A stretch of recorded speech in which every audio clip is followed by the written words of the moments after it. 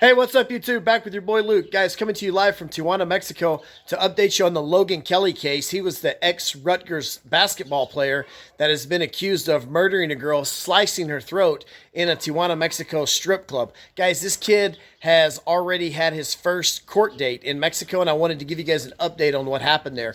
Basically, he went to court, and the judge looked over some stuff and talked to the prosecution, and they agreed to do a 6 months continuance. They gave the prosecution 6 months to complete the investigation and gather whatever evidence that they need to have. And they also gave him a lawyer. Mexico's just like the United States, and everyone has basically the right to a public defender. And he can change that later, but the bottom line is he's been to court, he's in custody, there's no bail, he's not getting out of custody, and now the prosecution has up to 6 months to get their case together to present evidence. Now, I also took it upon myself to talk to a few people, and I got in touch with the public defender's office in Mexico.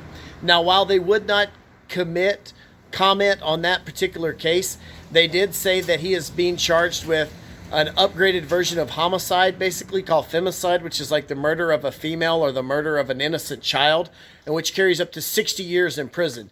Now, in Mexico, they do not have the death penalty, and they do not have life in prison. The most that they have is 60 years in prison. So basically what the public defender told me is she was like, look, the Polaroid doesn't lie. In other words, the video doesn't lie. And guys, if you've seen the video, it's all over the internet. It's clear as day. He walked in there and he sliced that girl's throat, okay? He killed her. Hands down, it's 100%. He did it. And she was like, basically, this is not going to go to trial. This is going to be a plea, and it's going to be mitigation is what you're going to go for. So if they can prove some mitigating facts, then possibly he might not have to do the whole 60 years. She told me if it was her case, just based on what she's seen, if he were to get 25 or 30 years, she would consider that a success.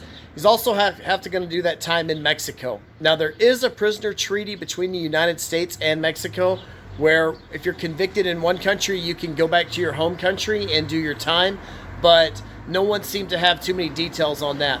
There's a lot of details on this case, too, that are still pending with investigation.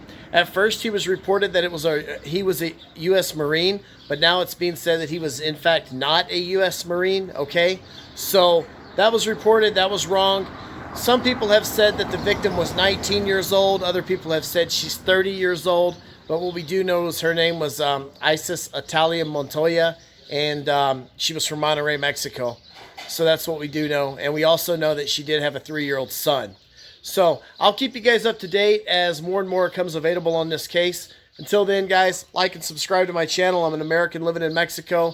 I do reports on all things Mexico. Normally not stuff like this, but hey, it is what it is. All right, guys. See you guys around. Be safe.